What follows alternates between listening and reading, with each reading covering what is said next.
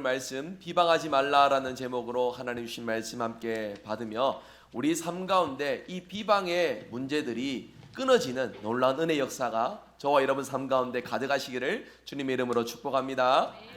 우리가 살아가면서 될 수 있으면 멀리해야 되고 가급적 우리가 경험하지 말아야 될 영역 중에 하나가 바로 이 비방의 문제가 아닐까 생각이 듭니다.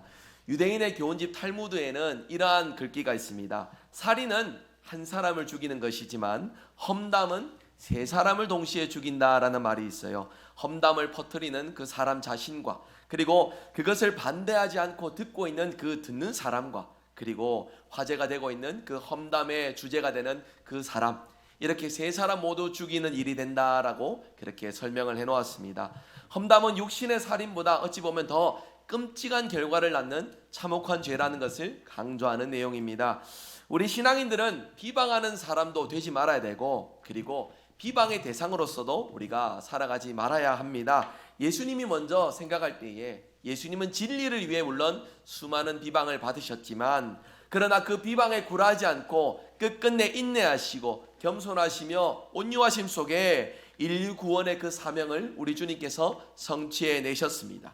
주님을 모범으로 살아가는 우리 성도는 비방하는 일에 비판하는 일에 우리가 옳은 일 가운데는 비방을 받을 것이나 낙심하지 말아야 될 것이며 그리고 우리의 삶 가운데 찾아오는 수많은 이 비방의 일에 대해서도 주님을 모범 삼아 우리의 삶 가운데 이 비방의 문제를 떨쳐내는 지혜를 누리며 살아가야 합니다.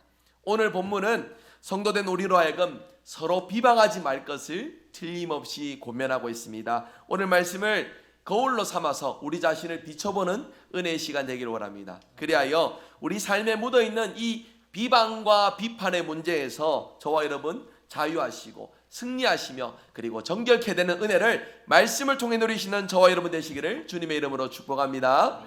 오늘 말씀 통해서 두 가지 교훈을 생각해 보겠습니다. 먼저 첫 번째로 우리 모두 서로 비방하지 말아야 합니다. 11절 보시면 형제들아 서로 비방하지 말라 말씀합니다. 헬라어로 비방이라는 이 단어는요, 반대한다라는 말과 말하다라는 이 단어가 두 개 합쳐진 합성어로서 쓰여지고 있습니다. 그러니까 이 비방이라는 말 의미 그 자체로 반대하는 말을 한다, 적대적인 말을 한다라는 그 의미로서 비방이라는 단어를 설명하고 있는 것이에요.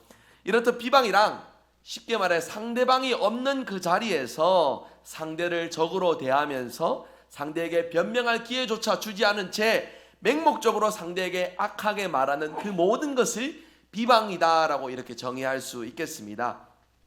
쉽게 말해서 진실이든 거짓이든 타인에게 불리한 말, 타인에게 억울한 마음이 들게 하는 그 모든 악한 말들이 비방이라는 말로서 정의되고 있는 것이에요.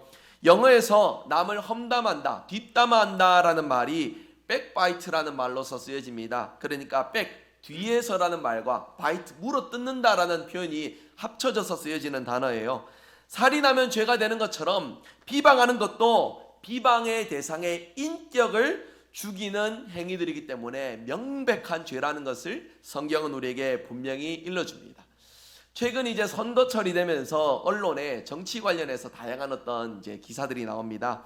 그런데 보면은 과거 정치인 자신이 누군가를 향하여서 비방하고 비판했던 말들이 있잖아요. 그런데 그 과거의 말들이 현재 자기 자신에게 그대로 돌아와서 표적이 되는 그런 참 안타까운 모습들을 보곤 합니다. 다른 사람에게는 그렇게 엄격했는데 그 엄격함의 잣대가 본인에게는 오늘의 현실에서는 적용이 되지 않는 모습들이기 때문에 과거의 말로서 자기 자신을 공격한다라는 이런 의미, 이런 것들이 기사로 나오는 것들을 볼 때에 참으로 씁쓸한 인간의 단면들을 좀 보게 됩니다. 주 안에서 사랑하는 성도 여러분, 서로가 이 비방에 대하여서 불필요하고 가져서는 안 된다라는 것 세상 살아가면 모두 다 잘 알고 있는 것입니다. 그렇지만 우리가 신앙 안에서 이 주제를 좀 면밀히 생각해보고 면밀히 다루어 볼 수 있기를 원해요. 여러분, 누군가를 비방하는 그 마음의 근원이 무엇일까 생각해 보았습니다. 가장 두드러진 이유는요, 비방을 통해서 자기를 우월한 존재로 여기려는 그 자기 자신의 욕심이 깃든 말들이 비방으로서 표출된다라는 것이에요. 그 마음에서 자기 자신을 높이고 상대방을 낮추려는 우리의 완악한 교만한 마음들이 드러난다라는 것입니다. 여기까지가 어떻게 보면은 세상적인 관점에서도 표현할 수 있는 영역일 것이에요. 신앙적 관점에서 여러분 이러한 모습은요, 단언컨대 이 비방의 문제는 사단 마귀와 분명하게 연결되어 있는 문제입니다. 마귀와 연결되어 있는 것이에요. 마귀의 시험에 빠졌기 때문에 내 입술이, 내 마음이 누군가를 비방하는 일들에 우리가 쓰여지고 있다라고 성경은 말씀하고 있는 것입니다. 성경에 나타나는 마귀의 많은 별명 중에 하나가 헬라어로 디아볼로스라는 단어로서 쓰여지는 것이 있어요. 디아볼로스라는 단어가 영어로 마귀를 나타낼 때 데빌, 악마를 나타낼 때 데빌이라는 단어를 쓰지 않습니까? 거기에서 파생된 단어인데, 이 단어는요 헬라어 원어적인 의미로 비방자, 참소자라는 뜻을 담고 있습니다. 문자 그대로 비방자, 참소자가 누구다고? 마귀라고 성경은 말씀하고 있는 것이에요. 여러분, 첫사람인 아담을 마귀가 무너뜨릴 때 마귀는요 하나님을 비방하는 것으로서 그들을 무너뜨렸습니다.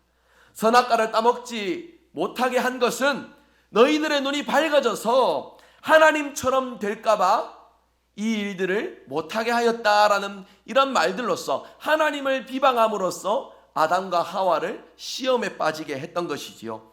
이 비방의 유혹에 넘어가 버려서 아담과 하와는 에덴의 행복을 잃어버렸습니다. 이런 것처럼 우리도 우리 신앙생활 가운데 우리 입술과 생각과 마음이 비방하는 일에 쓰여지게 되면은 가장 결정적으로요, 신앙 공동체 안에서, 교회 안에서 믿음 생활하며 아무런 은혜도 아무런 행복도 누릴 수 없게 된다는 것입니다. 우리는 비방하는 일들에 우리 스스로 엄격해야 됩니다. 도덕적인 이유 정도가 아니라요, 신앙을 주제로 하나님께서 기뻐하지 않는 일들이기 때문에 이 비방에 대해서 절대로 관대해져서는 안 됩니다.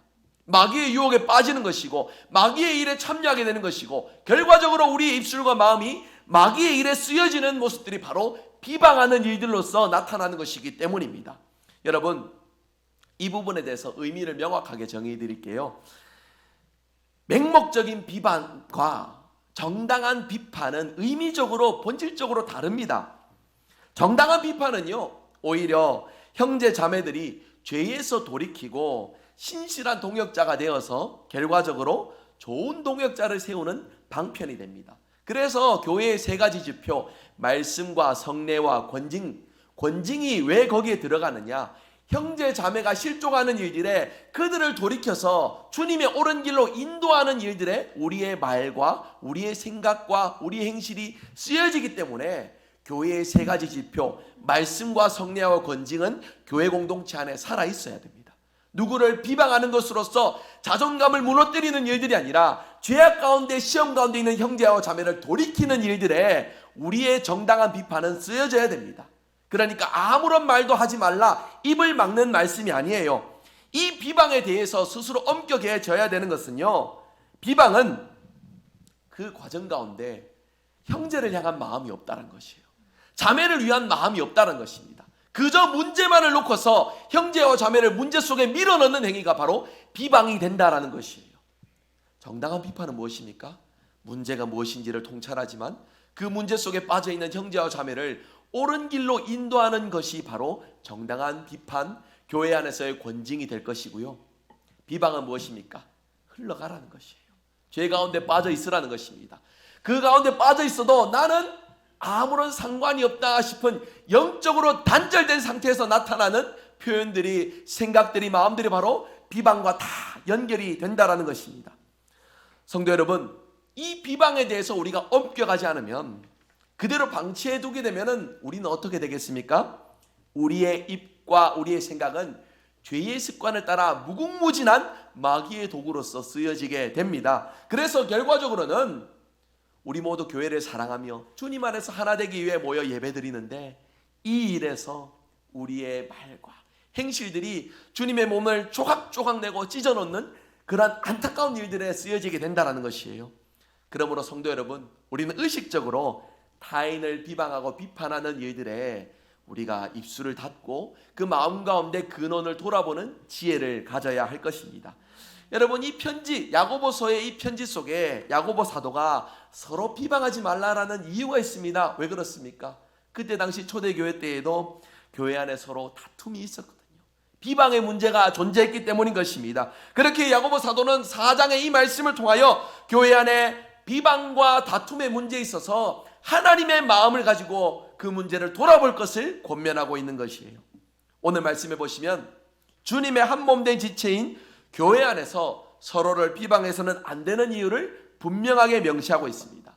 11절에 보시는 대로요, 우리는 한 형제이기 때문에, 한 자매이기 때문에 서로 비방해서는 안 된다라고 하는 것이에요. 그리스도의 피값으로 산 형제입니다. 그리스도의 사랑으로 세움받은 자매입니다.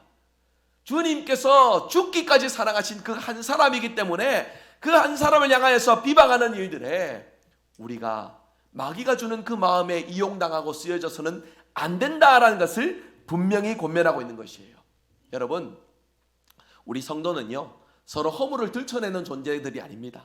서로의 허물들이 있지만 그것을 덮어주고 가려주고, 그리고 그 허물의 문제 속에 본질적으로 그 허물을 씻어낼 수 있는 방향들로 우리의 말과 생각과 입술들이 함께 쓰여져야 합니다. 여러분, 생각해 보십시오. 우리 중에 털어서 먼지 하나 없을 사람이 있습니까? 문제 없는 사람이 있습니까? 연약한 점 없는 사람이 있습니까? 아무도 없습니다. 면밀하게 그 사람의 모습만 두고 살펴보면은 모두 다 부끄러운 모습, 연약한 모습, 문제되는 모습 하나둘쯤은 분명히 나타난다라는 것이에요. 여러분, 그런 모습들 속에서 우리가 서로 그리스도 안에서 사랑할 주제들을 발견해가고 그 사랑의 제목을 따라서 서로 사랑하고 보듬어 주는 것이 성도된 우리가 가져야 될 바른 신앙의 모습이다라는 것입니다. 여러분, 우리 서로 사랑의 주제 속에 우리의 말과 행실이 쓰여지기를 원합니다. 부끄럽고 연약한 모습, 부족한 모습들을 향하여서 우리의 생각과 마음이 물론 기울어질 수 있습니다. 그렇지만 의식적으로 주님의 몸이라는 생각 속에 형제를 향해, 자매를 향해 그런 마음에만 머물러 있는 것이 아니라 사랑의 마음으로서 서로 다가가고 서로 권면해주고 세워주는 은혜가 우리 속에 나타나야 되겠습니다. 교회는 이런 일들을 경험하는 곳입니다. 왜 그렇습니까? 우리끼리 좋아서 모이는 곳이 아니에요. 주님을 모범으로 하여서 주님이 기뻐하시는 일들을 이루는 것이 바로 교회이기 때문에 주님을 거울 삼아, 주님을 기준 삼아 우리의 행실들을 맞춰가고 이뤄가는 것을 경험하고 나타내는 우리 교회가 되어야 합니다. 그런 의미 속에 여러분, 문제를 문제라고 말할 수 있습니다. 하지만 그것이 비방의 문제로 흘러가지 않는 가장 중요한 본질적인 의미를 놓치지 말아야 돼요. 형제를 사랑해야 됩니다. 자매를 사랑하며 그 마음을 가질 수 있어야 됩니다. 그리고 그분의 문제가 나의 문제처럼 여겨지는 그 아픈 마음 속에서 나의 말들이, 나의 마음들이 쓰여져야 됩니다.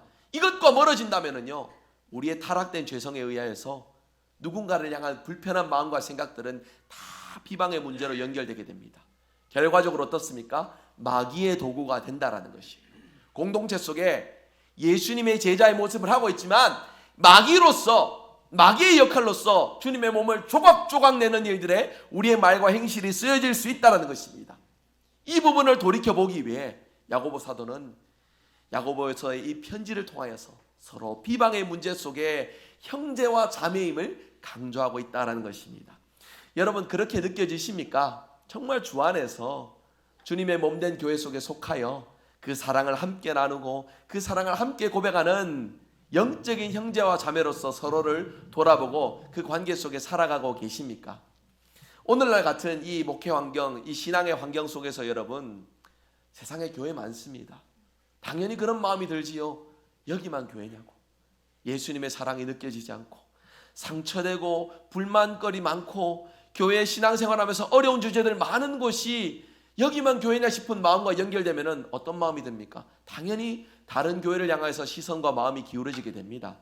여러분, 우리의 이 연약한 마음에 주님은 오늘 말씀을 통해서 우리에게 다시 한 번 더 당부하고 계세요. 영적으로 서로 형제와 자매임을 기억하라고. 그 마음에서 서로 지혜롭게 권면하고 지혜롭게 서로의 문제들, 연약함들을 보듬어주는 아름다운 관계로 세워질 것을 말씀하고 있습니다. 이에 대한 첫 번째 실천으로서 비방하지 말 것을 권면하고 있어요. 여러분, 우리가 서로 허물 많고 연약한 자들이나 주님을 통하여서 서로 가족이 되었습니다. 형제 자매가 되었습니다. 공동체 속에서 서로를 위해주고 연약한 점을 덮어줄 줄 아는 예수님을 모범으로 살아가는 저와 여러분의 신앙의 모습 될 수 있기를 주님의 이름으로 축복합니다. 두 번째입니다. 비방하고 비판하면은 율법을 어기는 것이다라는 것을 우리가 오늘 말씀 통해 한 번 더 기억해야 되겠습니다. 오늘 말씀은 우리가 형제 자매를 비방하고 비판하면 율법을 비방하고 율법을 비판하는 것이다 라고 말씀하고 있어요. 레위기 19장 16절 18절에 이렇게 말씀을 합니다. 화면 보시고 우리 같이 한번 읽어볼까요? 같이 읽겠습니다. 너는 내 백성 중에 돌아다니며 사람을 비방하지 말며 내 이웃의 피를 흘려 이익을 도모하지 말라. 나는 여호와이니라. 너는 내 형제를 마음으로 미워하지 말며 내 이웃을 반드시 견책하라. 그러면 내가 그에 대하여 죄를 담당하지 아니하리라. 원수를 갚지 말며 동포를 원망하지 말며 내 이웃 사랑하기를 내 자신과 같이 사랑하라. 나는 여호와이니라. 아멘. 여러분, 사랑은 최고의 법입니다. 그렇게 믿으십니까? 율법은 틀림없이 사랑을 말합니다. 하나님을 사랑하는 것과 이웃을 사랑하는 것, 이 두 가지를 나타내는 것이 바로 율법이에요. 그런데 이웃을 사랑하지 않고 비방하고 판단하는 일에 우리가 그렇게 쓰여진다면, 우리가 그렇게 살아간다면 결국에는 이웃을 사랑하라는 율법을 어기는 것이다 라고 성경은 우리에게 분명히 말씀합니다. 성경에 비방하는 사례가 어디 없나 좀 찾아보았습니다. 한 가지 사례를 발견했어요. 성경에 보시면 모세, 출애굽 당시에 이스라엘을 지도했던 지도자 모세가 자신의 본처인 미디안 여인 십보라가 죽은 후에 구스 여인, 그러니까 에디오피아 여인과 재혼을 하는 장면이 있습니다. 이제 이 재혼을 두고서 모세의 누인 미리암은 이것을 못마땅하게 여겼어요. 그래서 모세의 누이 미리암이 주동자가 되어서 아론과 함께 남매끼리 하나님이 세우신 지도자 모세를 비방하는 일들을 저질렀습니다. 비웃고 헐뜯었던 것이지요. 그 이유가 무엇이에요? 이방인하고 결혼했다는 이유 때문입니다. 이방인과 결혼하지 말라는 하나님의 말씀을 어겼다는 것으로서 마음 놓고 비방하고 마음 놓고 조롱하는 그런 모습들을 보였어요. 그런데 여러분 아셔야 될 것이 있습니다. 실제로 하나님은 모든 이방인과 결혼을 금지하셨느냐? 이스라엘 백성들에게 모든 이방인과 결혼하지 말라 말씀하셨느냐? 그것은 아닙니다. 신명기 7장에 자세히 보시면 금지하신 대상이 모든 이방인이 아니에요. 어디냐면 가나안 땅에 있는 족속들, 가나안 땅에 있는 7 족속들을 향하여서 그들과의 혼인과 그들과의 함께하는 모든 일들을 금하시는 하나님이셨습니다. 그 이유가 무엇입니까? 가나안 7 족속과 결혼하면 그들이 섬기는 이방신들을 이스라엘 백성들이 섬기는 안타까운 모습들이 나타나게 되니까 이 일들을 하나님이 금하신 것이에요. 이방인과 결혼했다는 이유만으로 하나님이 이제 이를 벌하시고 징벌하시는 것이 아닙니다. 여러분 생각해 보면 요셉도 이방 여인과 결혼했습니다. 그런데 성경은 그것을 두고 잘못했다라고 말하지 않아요. 특히 여러분 룻은 어떻습니까? 이방 여인인데 예수님의 족보에 그 이름이 올라갑니다. 다윗의 손조가 되었고 육신적으로는 예수님의 조상이 되었습니다. 그러면 미리암하고 아론하고 모세를 비방했던 근본적인 이유가 무엇이냐? 민수기 12장 2절에 보시면 이렇게 말씀을 합니다. 우리 화면 보시고 같이 읽겠습니다. 그들이 이르되 여호와께서 모세와만 말씀하셨느냐? 우리와도 말씀하지 아니하셨느냐 하며 여호와께서 이 말을 들으셨더라. 아멘. 여러분 이유를 아시겠지요? 무엇 때문에 비방하고 잠소했습니까? 여호와께서 모세와만 말씀하셨느냐? 모세가 하나님이 세우신 지도자로서 그가 가지는 통치력과 영향력 이런 부분들에 대한 시기와 질투의 마음에서 아론이 미리암이 거기다 두고 여호와께서 모세와만 말씀하셨느냐라는 이런 말들을 하고 있는 것입니다. 근본적인 그 마음의 배경이 보이는 것이에요. 이방인과 결혼했다라는 것은 비방거리로서 나타나는 상징적인 표현적인 의미인 것이고 그 안에 본질적인 것은 무엇입니까? 질투이지요. 높아져가는 그 모세에 대한 인간적인 시기와 질투의 마음인 것입니다. 그러므로 하나님께서는 그들의 마음을 꿰뚫어 보시고 그들에게 이렇게 말씀하십니다. 민수기 12장 8절에 하나님의 말씀을 보겠습니다. 우리 한번 화면 보시고 같이 읽겠습니다. 너희가 어찌하여 내 종 모세 비방하기를 두려워하지 아니하느냐. 아멘. 여러분 이 말씀을 곡해하여서요 하나님의 일하는 목회자든지 앞장서 섬기는 분들에 대해서 뭔가 그들의 연약함들을 두고 아무 말도 하지 말라 이렇게 곡해서는 안 됩니다. 하나님은 그들의 시기의 마음을 두고서 비방하는 일들에 두려워하는 마음이 없다라는 것을 책망하신 것이에요.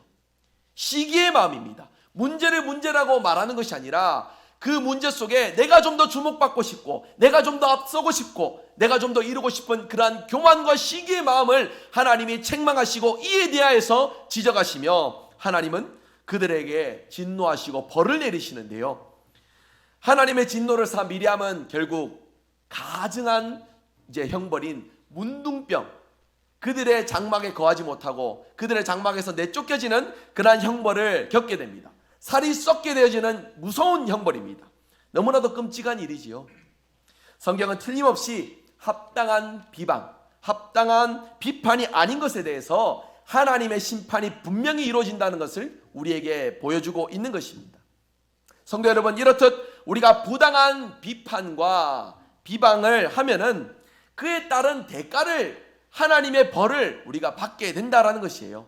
그렇다면 그 벌이 무엇일까 생각해 봅니다. 우리가 비방하고 비판하면은 미리암처럼 병에 걸릴까요? 우리가 살아가는 모든 일들에 하나님의 벌로서 하는 일들이 막히게 되고 좌절하게 되고 어려움을 겪게 될까요? 여러분, 그렇지는 않습니다. 단지 표면적으로 우리에게 그런 벌들이 찾아오진 않습니다. 하지만 눈에 보이는 가장 큰 대가가 있습니다. 그것이 무엇이냐면 비방하는 이들과 관계가 깨어져 버립니다. 공동체 속에서 이 비방이 자리 잡게 되면 주님의 몸이 부서지게 되는 것이에요. 조각조각 나고 서로가 주 안에서 교통하는 일들이 막혀지게 됩니다. 그런 관계가 교회 속에 존재하게 되면 교회 안에서 주 안에 우리는 하나, 모습은 달라도 예수님 한 분만 바란다라는 이런 고백들을 우리가 할 수 있겠습니까? 주 안에서 형제요 자매라는 그 표현들을 우리가 나눌 수 있겠습니까? 함께 예배 드릴 때에 우리에게 주시는 그 은혜를 함께 나누면서 기뻐하는 마음으로 예배 드릴 수 있겠습니까? 절대로 그럴 수가 없습니다. 비방하는 일에 우리의 마음이 쓰여지게 되면 그 순간 하나님의 은혜와는 멀어지게 됩니다. 조각조각 나는 일들에 우리의 생각과 마음이 쓰여지게 되며 그 속에 가장 큰 피해자는 누구냐면 나 자신이라는 거예요. 교회 와도 기쁘지 않습니다. 신앙생활할 때 좋은 것들보다 불평할 거리들이 우리가 먼저 마음과 생각이 향해지게 됩니다. 이러한 일들에서 하나님의 은혜와 완전히 멀어지게 되는 우리 자신이기 때문에 여러분 잘 기억하십시오. 비방의 가장 큰 피해자는 나 자신이에요. 내가 그렇게 입술이 마음이 쓰여지게 된다면 하나님의 은혜를 놓치고 살아가는 나 자신이기 때문에 내가 가장 큰 피해자는 사실을 우리가 분명히 기억해야 되겠습니다. 비방하고 싶어 입이 근질근질하면은 나는 하나님의 은혜가 필요한 자다라고 싶은 마음에 스스로를 채찍질할 수 있어야 됩니다. 우리 모두가 주님의 사랑으로 하나 된 일들에 내 입술이 내 마음이 쓰여지지 않도록, 비방의 문제로서 연결되지 않도록 우리는 형제다, 우리는 자매다라는 사실을 마음으로 크게 외쳐야 합니다. 여러분, 비방하고 싶은 마음을 뒤로하고 공동체 안에서 형제와 자매를 바라보는 것, 그것이 바로 하나님이 우리에게 원하시는 것들이에요. 이 원하심 속에 저와 여러분 모두 다 부름받고 응답받고 열매 맺으며 살아갈 수 있기를 간절히 소망합니다. 여러분, 얼마든지 누군가 판단할 수 있습니다.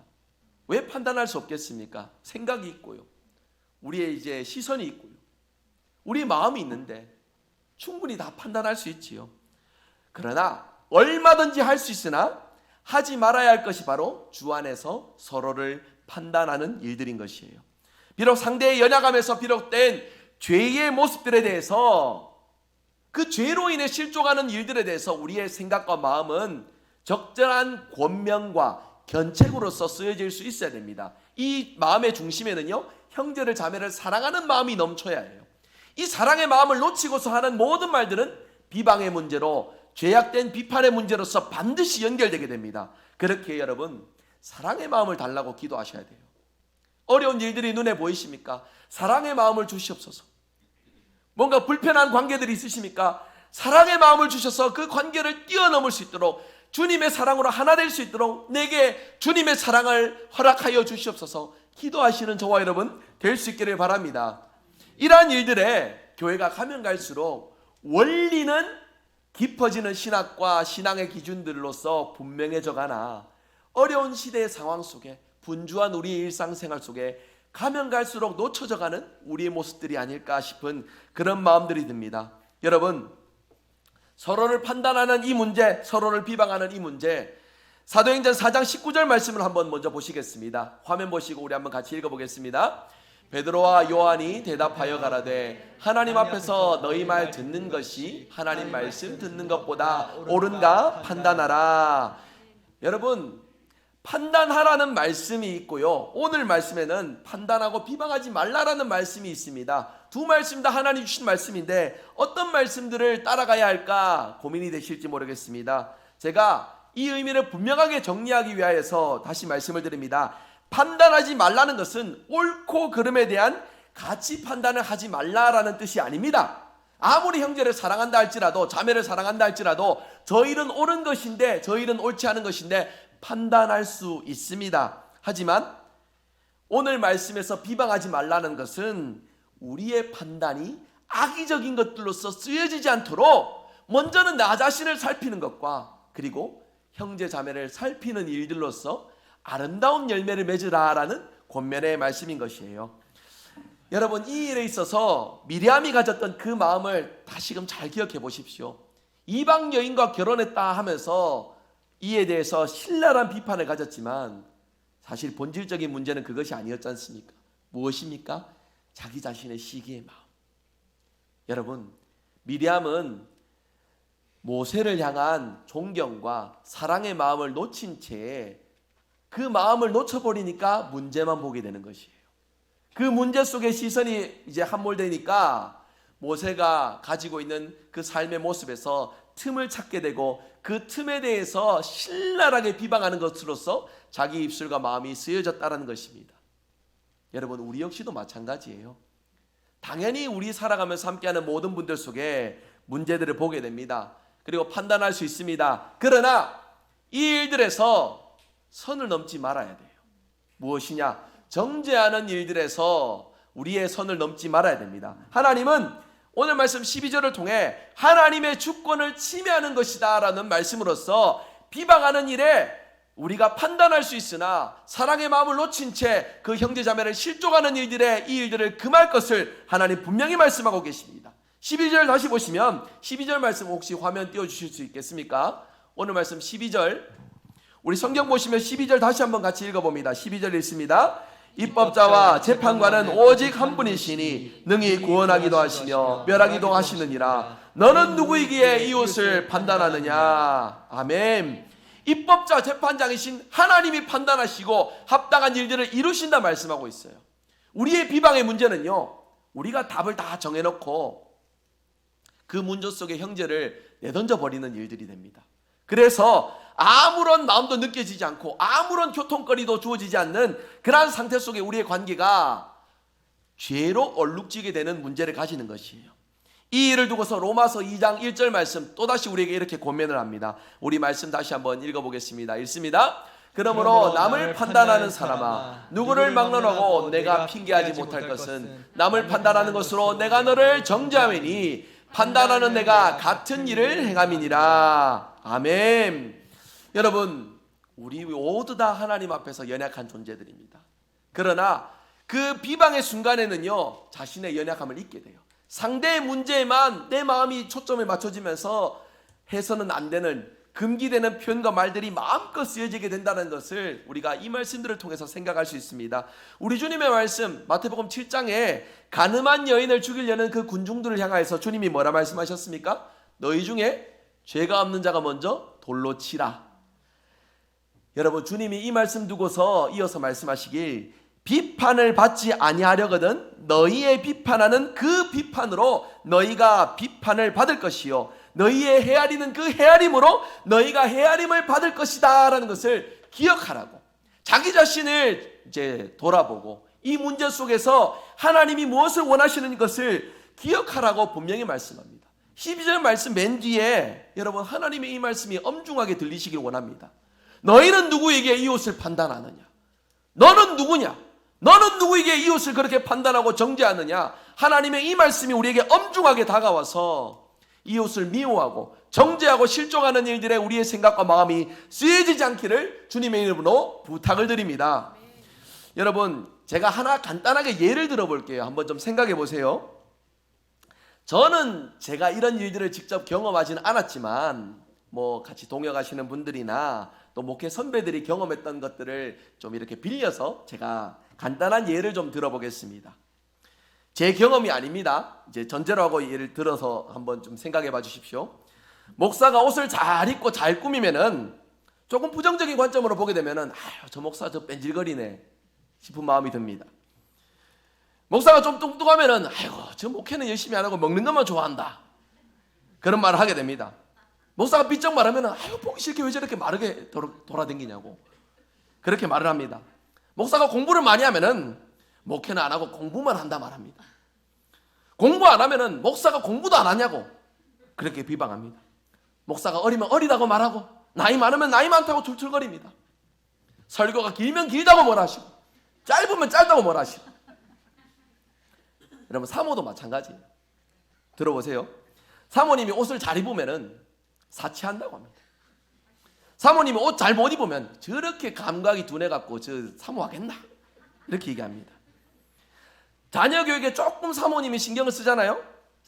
저 말이죠, 자기 자식만 생각한대 이렇게 얘기합니다. 자기 자녀들한테 신경 안 쓰고 교회만 헌신하잖아요. 저 가정도 못 돌보면서 저래가 되겠나.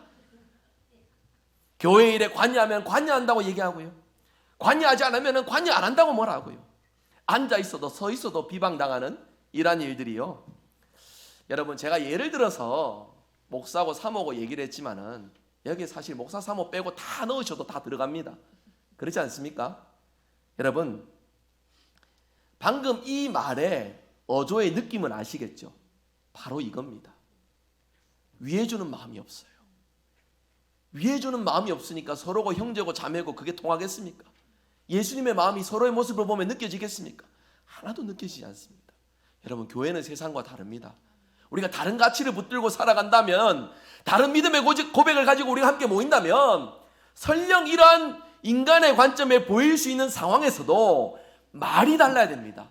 표현이 달라야 됩니다. 우리의 마음 씀씀이가 달라야 됩니다. 이것이 비방으로부터 나 자신을 보호하는 것이고 비방으로부터 공동체를 보호하는 길임을 여러분 분명히 기억하시기를 주님의 이름으로 부탁드립니다.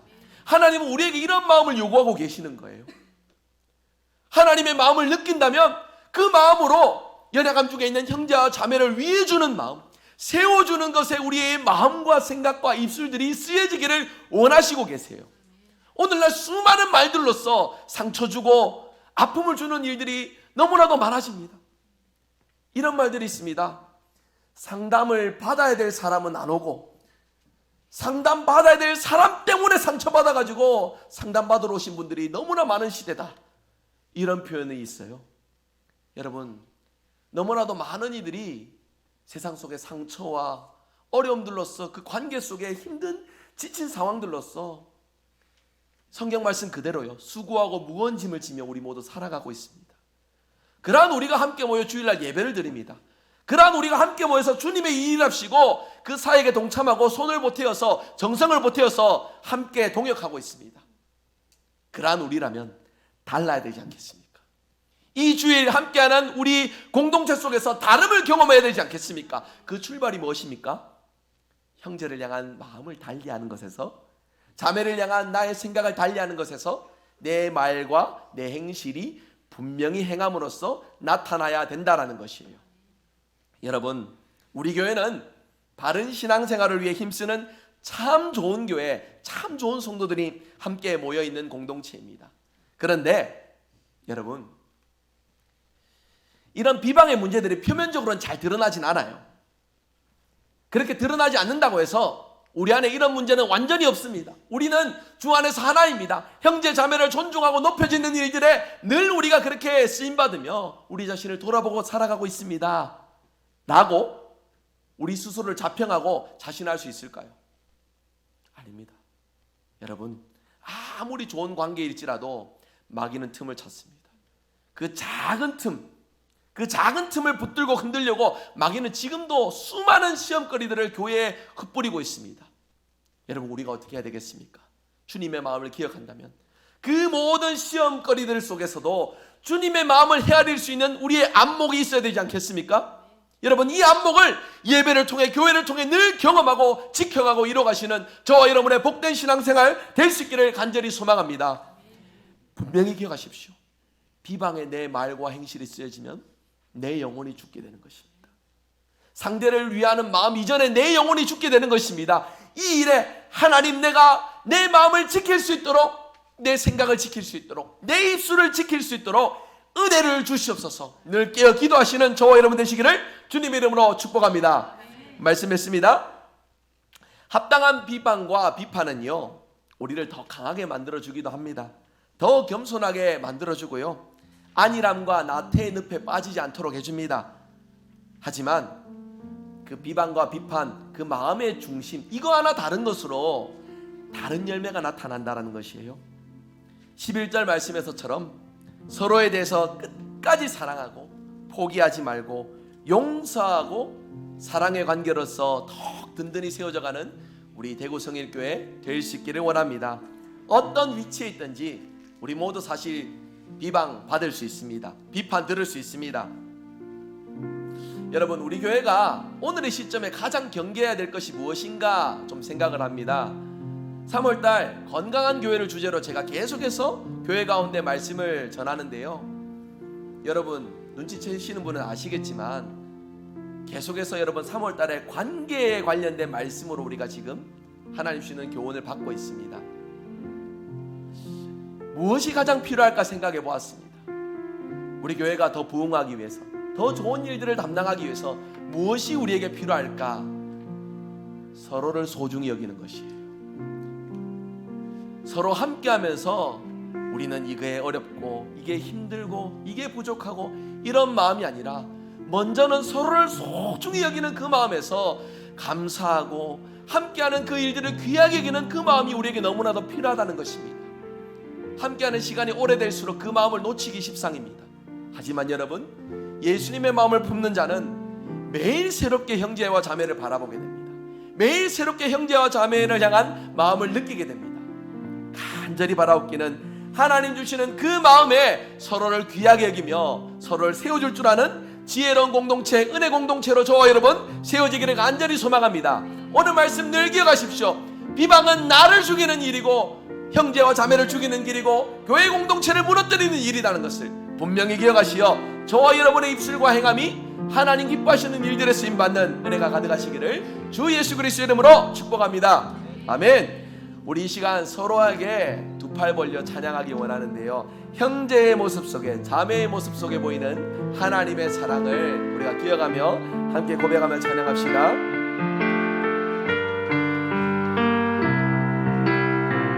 형제의 모습 속에, 형제의 모습 속에 서로 이렇게 눈을 좀 보시면서 찬양할게요.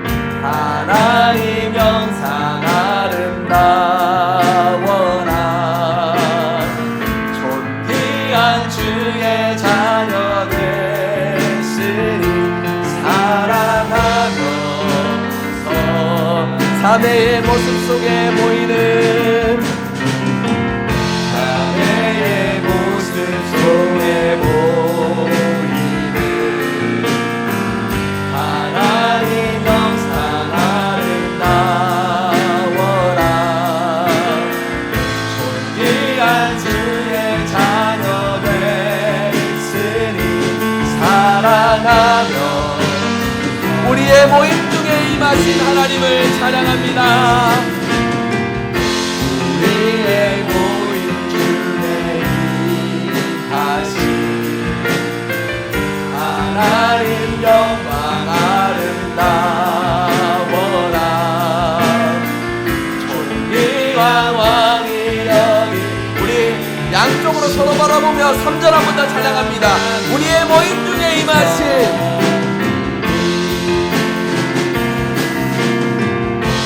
우리의 모임 중에 임하신 하나님 영광 아름다워라 존귀한 왕이 여기 계시니